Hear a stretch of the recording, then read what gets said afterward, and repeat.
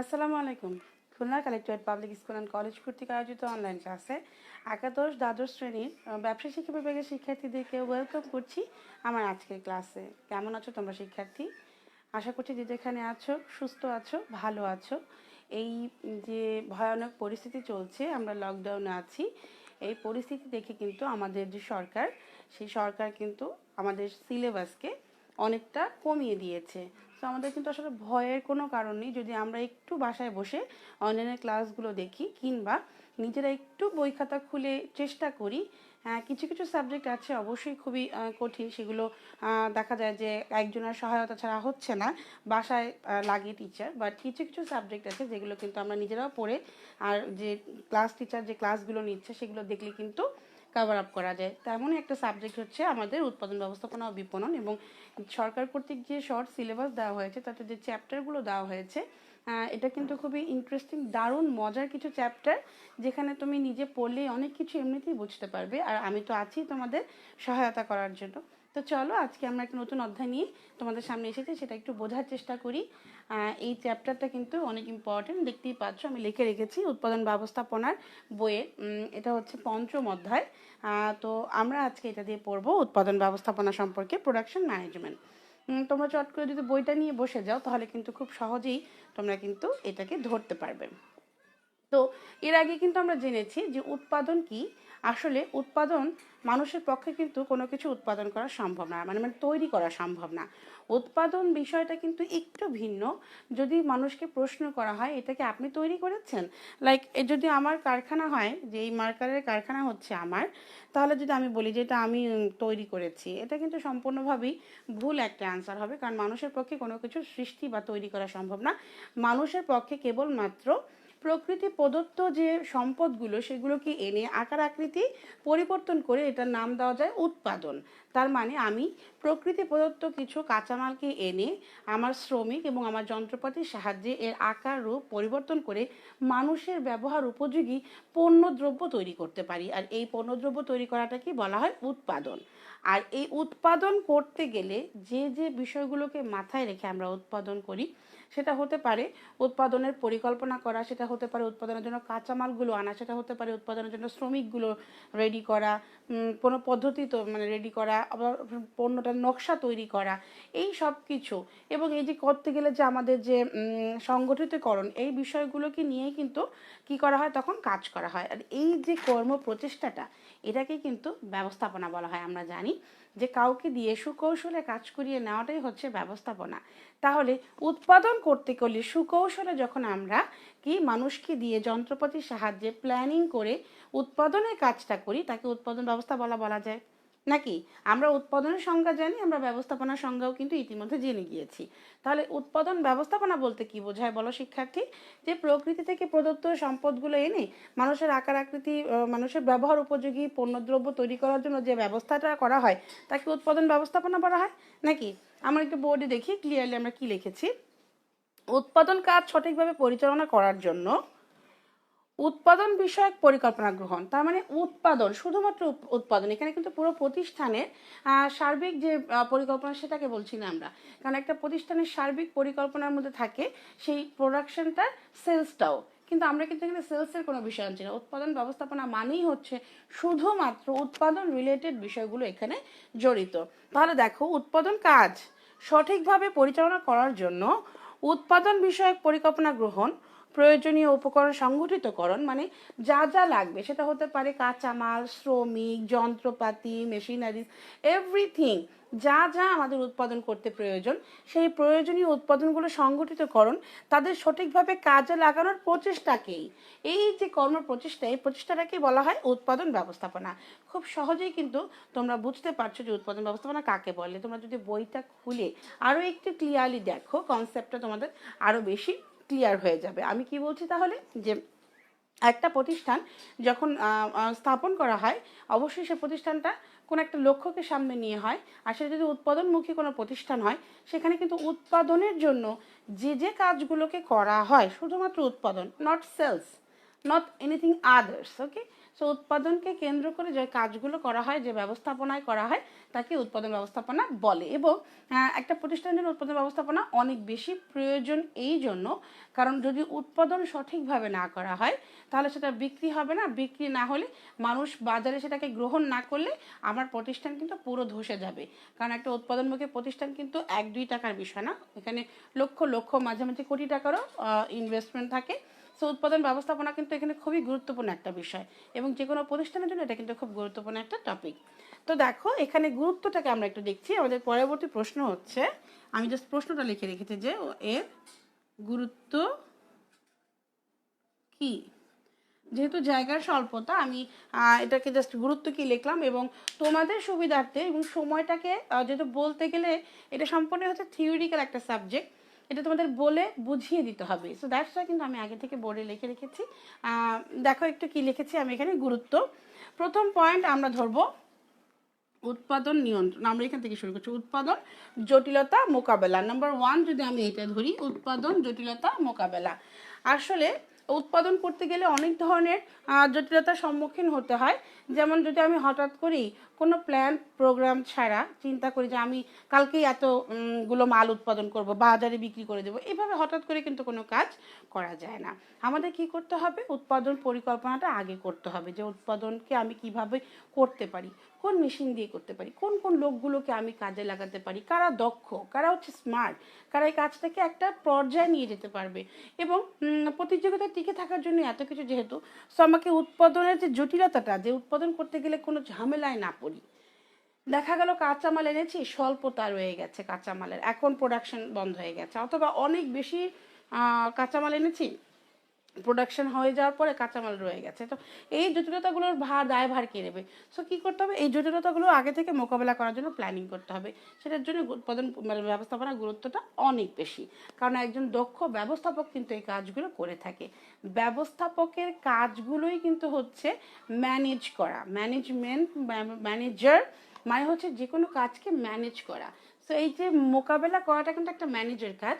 So manager কিন্তু এই কাজটা করে থাকে সঠিকভাবে, উৎপাদন ব্যবস্থাপক। উৎপাদন পরিকল্পনা গ্রহণ, অবশ্যই তোমাকে আগে থেকে পরিকল্পনা নিতে হবে। কীরকম পরিকল্পনা? আসলে আমাদের বাজার জরিপ করতে হবে। যদি আমরা একটা উৎপাদনমুখী প্রতিষ্ঠানের সাথে জড়িত থাকি এবং উৎপাদনের সাথে জড়িত থাকি, উৎপাদন ব্যবস্থাপক হই, আমি উৎপাদন ব্যবস্থাপক, তাহলে কিন্তু আমার বাজারে জরিপ করে দেখতে হবে যে বাজারে আমার পণ্যটার চাহিদা কেমন। যদি এরকমভাবে আমাদের বইয়ে একটা উদাহরণ দেওয়া ছিল, তোমাদের কি মনে পড়ে কিনা, আমি আগের ক্লাসে বলেছিলাম যে উৎপাদন করতে গেলে কি হয় শিক্ষার্থী, আমার বাজারে চাহিদা আছে 8,000 বইয়ের, আমি কি করলাম, যেহেতু আমার অনেক কাঁচামাল চলে এসেছে, আমি ভাবলাম যে বাবা উৎপাদন করে ফেলো, বিক্রি কোনোভাবে হয়ে যাবে। সো বই আমি 8,000 উৎপাদন করার কথা, আমি করে ফেলেছি 12,000। তো প্রথম বছর দেখা যায় যে 8,000-এরটা 5,000 বিক্রি হয়েছে, কারণ সবাই তো আর একটা প্রতিষ্ঠান থেকে বই কিনবে না।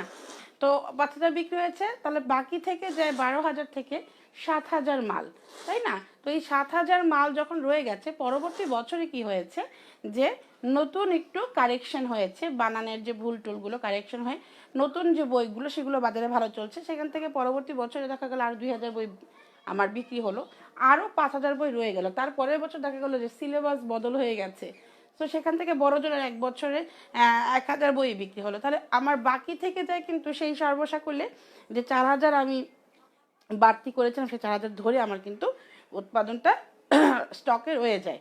সো এরকম ধরনের ক্ষতির সম্মুখীন না হওয়ার জন্য কি করতে হবে, পরিকল্পনা গ্রহণ করতে হবে। এবং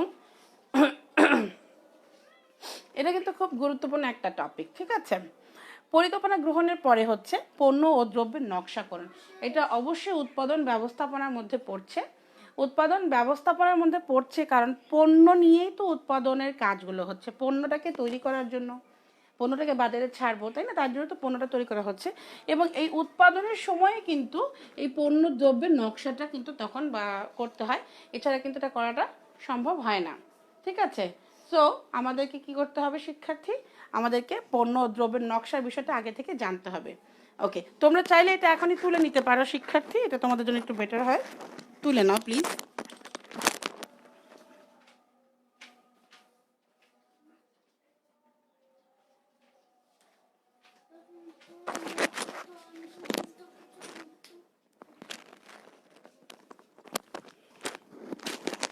ওকে, তো এর পরবর্তী যে পয়েন্টটা দেখো শিক্ষার্থী, সেটা কি?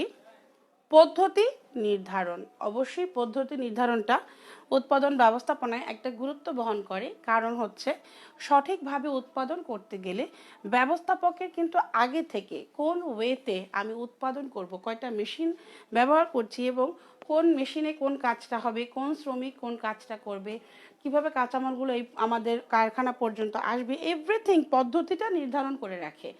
এর কারণ হচ্ছে যাতে করে সেই যেদিন উৎপাদনের কাজ শুরু হবে সেদিন যাতে করে সেই জটিলতাগুলো আমাকে ফেস না করতে হয়। ঠিক আছে, তাহলে উৎপাদন পদ্ধতি নির্ধারণের ক্ষেত্রে উৎপাদনের ব্যবস্থাপনার গুরুত্ব অনেক বেশি। প্রতিযোগিতায় টিকে থাকা, আমাদের একটা প্রোডাকশন মানে হলেই যে সেটা আমার সেল হয়ে যাবে এমন কোনো কিন্তু নিশ্চয়তা কেউই দিতে পারে না। তো প্রতিযোগিতায় কিন্তু একই ধরনের পণ্য বাজারে আমরা দেখি অনেক আছে। যদি আমি সাবান উৎপাদন করি, অনেক সাবান, কলম উৎপাদন করলে অনেক কলম, শ্যাম্পু উৎপাদন করলে অনেক শ্যাম্পু, মানে এমন কোনো পণ্য বাজারে নেই যেটার একাধিক ব্র্যান্ড না থাকে। সো সেক্ষেত্রে কিন্তু এই প্রতিযোগিতায় টিকে থাকাটা একটা গুরুত্বপূর্ণ বিষয়, এবং এই জায়গাটায় টিকে থাকার জন্য উৎপাদন ব্যবস্থাপক কিন্তু হার্ড অ্যান্ড সোল ট্রাই করে যাতে করে আমাদের নিজেদের পণ্যটা আরও বেশি মাত্রায় ভালো হয়, বাজার জায়গা দখল করতে পারে। ঠিক আছে, তো এই প্রতিযোগিতায় টিকে থাকার জন্য উৎপাদন ব্যবস্থাপনার গুরুত্ব অনেক বেশি।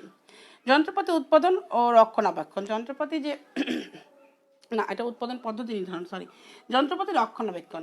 আসলে যন্ত্রপাতি রক্ষণাবেক্ষণটা খুবই গুরুত্ব এই জন্য, উৎপাদন কাজটা তো সম্পূর্ণই হয় যন্ত্রপাতি দিয়ে। সেই যন্ত্রপাতিকে একটা কথা খুব লেটেস্ট শুনেছি যে হেলিকপ্টার বা প্লেন, মানে হেলিকপ্টার যারা চালায় তাদের বলা হয় যে পাখাটাকে খুব যত্ন করবা, তুমি যত বেশি পাখা যত্ন করবা, মানে তুমি যখন ফ্লাই করবা তখন কিন্তু তোমার সেটা ভালো সঙ্গ দিবে, হ্যাঁ, বিপদ আপদে সঙ্গ দিবে। তো ঠিক সেইভাবে যখন উৎপাদন করা হবে, যত বেশি যন্ত্রপাতির রক্ষণাবেক্ষণ বা করা হবে তত বেশি কিন্তু সেই যন্ত্রপাতি দিয়ে ভালো মতো কাজ করা যাবে, তার অবচয়টা হিসেব মতো কম হবে।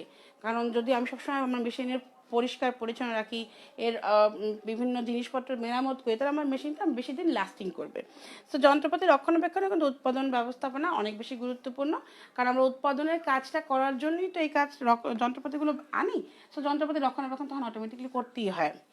উৎপাদন বাজেট প্রণয়ন, আসলে উৎপাদনের জন্য একটা বাজেট খুব প্রয়োজন। যদি আমি উৎপাদনের বাজেটটা না করি, যে কত কি উৎপাদন করছি, কীভাবে, সরি, কত প্রোডাকশন হবে, কীভাবে উৎপাদন হবে এবং এই সকল পণ্য কী পরিমাণে অর্থ ব্যয় হবে, এই বাবদ যদি ব্যয়িত অর্থ আগে থেকে কোথাও লেখা না থাকে তাহলে হচ্ছে কিন্তু আমরাই প্রবলেমে পড়বো। তাই এই জন্য একটা কমিটি গঠন করতে হয়, সেই কাজটাও কিন্তু একজন উৎপাদন ব্যবস্থাপক করে থাকে। ঠিক আছে, গুণগত মানের পণ্য উৎপাদন, এবং গুণগত মানের পণ্য উৎপাদন বলতে এখানে বোঝাচ্ছে যে আমাদের সবসময় চিন্তা করতে হবে যে আমাদের পণ্যটা যাতে করে অনেক বেশি গুণগত মানে পরিপূর্ণ থাকে, যাতে করে সেটা কি হয়, টেকসই একটা মানের একটা পণ্য হয়, যাতে করে আমাদের পণ্যটা বাজারে তার জায়গা দখল করতে পারে।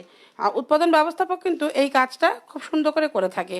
যদি গুণগত মান সঠিক না রেখে আমরা উৎপাদন করি তাহলে কিন্তু আমাদের কি হবে, সমস্যা কি হবে বলো তো শিক্ষার্থী, আমাদের বাজারে কিন্তু পণ্যটা বেশি দিন স্টে করবে না, তাহলে আমাদের পুরো প্রোডাকশনের কাজটাই কিন্তু ঝরে পড়ে যাবে। ঠিক আছে, তো সেই জন্য গুণগত মানটা রক্ষা করা কিন্তু খুব বেশি প্রয়োজন বা বর্তমান প্রতিযোগিতায় টিকে থাকার জন্য।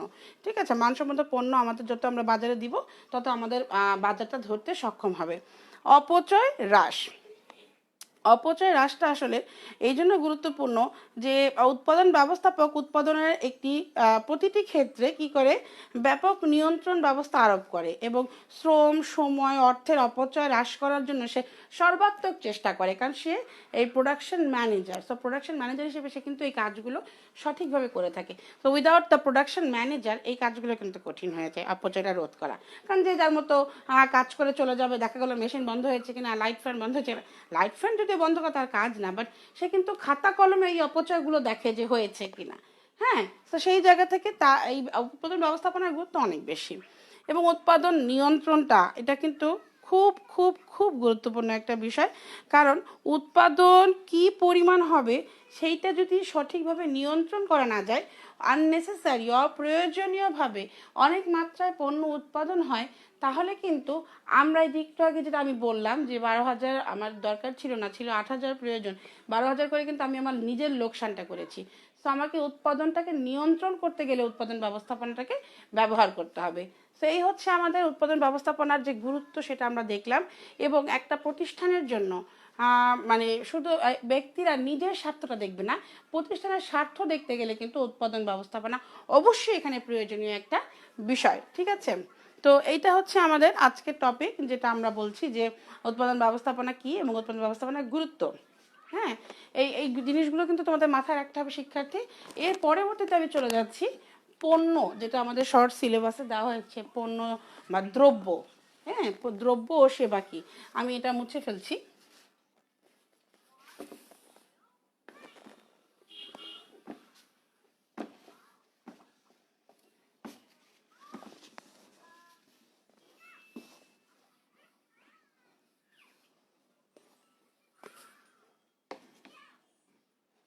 দ্রব্য ও সেবা কি, এটা কিন্তু খুব একটা ইন্টারেস্টিং বিষয়। আমরা পণ্য দ্রব্য একই অর্থে ব্যবহৃত হয়। কি হয়, পণ্য বা দ্রব্য একই অর্থে ব্যবহৃত হয় এবং সেবাটা কিন্তু একটু ভিন্ন।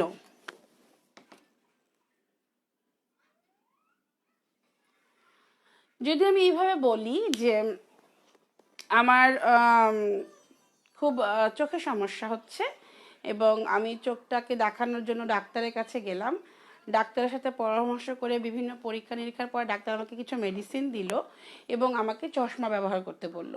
তো চশমাটা আমি ব্যবহার করতে শুরু করলাম এবং চশমাটা ব্যবহার করে আমি উপকৃত হলাম। এক্ষেত্রে কিন্তু চশমাটা হচ্ছে আমার কাছে একটা পণ্য বা দ্রব্য, যেটাকে আমি স্পর্শ করতে পারছি, আমি দেখতে পাচ্ছি, রাখতে পারছি, সেটা জায়গা দখল করছে। সেটা কি, আবার সেটা একসময় ভেঙে গিয়ে এটা কি হচ্ছে, নষ্ট হয়ে যাচ্ছে। সো পণ্য বা দ্রব্য হচ্ছে যেটা কি মানুষের ব্যবহার উপযোগী দৃশ্যমান একটা বিষয়। কি, মানুষের ব্যবহার উপযোগী দৃশ্যমান একটা বিষয়, যার সাহায্যে বস্তুগত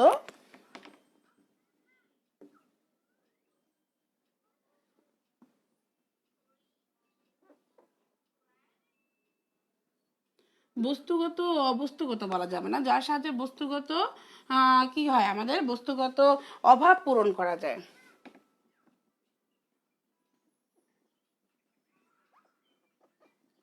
তাই হচ্ছে কি দ্রব্য বা পণ্য, যার সাহায্যে বস্তুগত অভাব পূরণ হয়।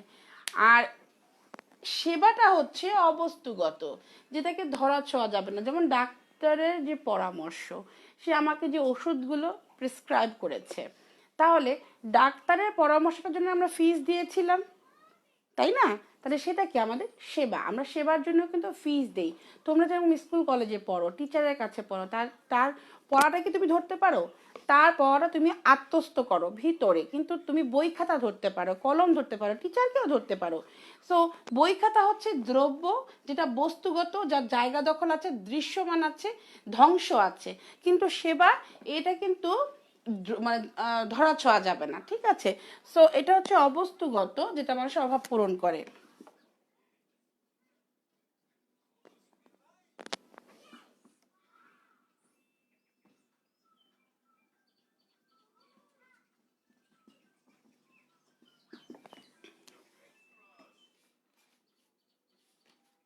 এবং আমাদের বারবারই এটা বলার একটাই কারণ যে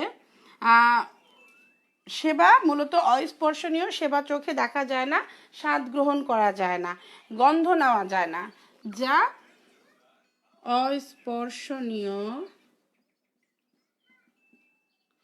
স্বাদ গ্রহণ করা যায় না, ঘ্রাণ নেওয়া যায় না,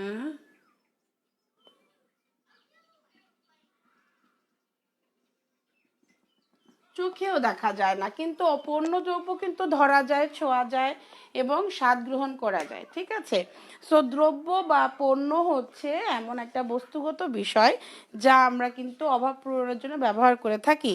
এবং এর এর যে বিষয়টা, এটা যে দ্রব্য এবং যে সেবা, বা পণ্য বা সেবা, এদের মধ্যে তোমাকে সূক্ষ্ম পার্থক্য আছে, সেগুলো তোমাদের দেখে নিতে হবে শিক্ষার্থী। আর একটা ক্লাসে আসলে সপ্তাহে একদিনে পড়িয়ে নেওয়া যাবে না, কিন্তু উৎপাদন ব্যবস্থাপনার অধ্যায়টা কিন্তু অনেক বেশি গুরুত্বপূর্ণ। পরবর্তীতে কিন্তু আমি একটু দেখিয়ে নেই আমার বইয়ে যেটা আছে, যে ঐতিহাসিক যে পটভূমিটা সেটা আমি তোমাদের সাথে আলোচনা করব। তোমরা নিশ্চয়ই দেখতে পাচ্ছ যে 1776 সাল থেকে শুরু করে একদম এদিকেও আছে 1945-এর পরবর্তী সময় আধুনিক যুগ, এই দেখো আধুনিক যুগ পর্যন্ত এই যে পটভূমিটা, এটা কিন্তু ইম্পর্টেন্ট। অ্যাডাম স্মিথ কখন কি করেছে, Charles Babbage, এফ.ডব্লিউ. Taylor, Henry ফিওল, Henry Gantt, এফ.ডব্লিউ. Harris, এদের মাধ্যমে কি হয়েছে, এই উৎপাদন ব্যবস্থাপনাটা এক একবার এক একভাবে উপস্থাপিত হয়েছে। এর কিছু কাজ নিয়ে তারা আলোচনা করেছে, কিভাবে কি করা যায় সেটা নিয়ে আমরা আলোচনা করব এবং তাদের অবদানটা আমরা কিন্তু জানবো। সো আজকে শিক্ষার্থী এই পর্যন্ত তোমাদের সাথে আমি ক্লাসটা নিতে চাচ্ছি, কারণ আমি যা পড়িয়েছি তোমরা বাসায় অবশ্যই এটা দেখবে এবং এখান থেকে উদ্দীপক আসলে তোমরা লিখতে পারো, এটা হচ্ছে ইম্পর্টেন্ট। আর ব্যাপারটা হচ্ছে কি যে যখন তোমরা বিবিএ এমবিএ করবে বা অনার্স মাস্টার্স করবে যে কোনো ভার্সিটির আন্ডারে, তখন কিন্তু এই যে চ্যাপ্টারগুলো সেগুলো তোমাদের অনেক কাজে লাগবে। তোমাদেরকে কিন্তু মেজরের জন্য এগুলো দেখতেই হবে। যদি কেউ মার্কেটিংয়ে যাও বা ম্যানেজমেন্টে যাও বা ফিনান্সে যাও বা অ্যাকাউন্টিংয়ে যাও, সেম সাবজেক্টই কিন্তু তোমাদেরকে ওলট পালট করে পড়তে হবে। কেউ ফার্স্ট ইয়ারে যা পড়বে, অন্য ডিপার্টমেন্টে কিন্তু সেগুলো সেকেন্ড ইয়ারে হয়তো পড়বে, বাট পড়তে হবে। সো এখন থেকে যদি আমরা এই জিনিসগুলো অন্তত জেনে আমরা পরীক্ষার হলে যাই এবং অ্যাডমিশনের পরে কিন্তু একটা ভার্সিটিতে ভর্তি হয়, আমরা যখন সেগুলো পড়তে যাব, তো তখন কিন্তু আমাদের ঝামেলা হবে না, ঠিক আছে? তো যাই হোক, আজকে আর ক্লাসটা বাড়াচ্ছি না। তোমরা যে যেখানে থাকো বাবা, সুস্থ থাকো, সাবধানে থাকো এবং এই ভয়ানক সময়ে অবশ্যই নিজেকে প্রোটেকশন করবে, হ্যান্ড স্যানিটাইজার দিয়ে বারবার হাতটা ধোবে, মাস্ক পরবে। নিজে এবং পরিবার সবাই যেন সুস্থ থাকে সেই জন্য তোমরা নিজেরা কী করবে, নিজেদের মধ্যে একটা মানে পরিবেশ তৈরি করবে যাতে করে দূরত্ব বজায় রেখে আমরা চলতে পারি। প্রয়োজন ছাড়া বাইরে বের হবে না। সবাই ভালো থাকো, সুস্থ থাকো, আল্লাহ হাফেজ।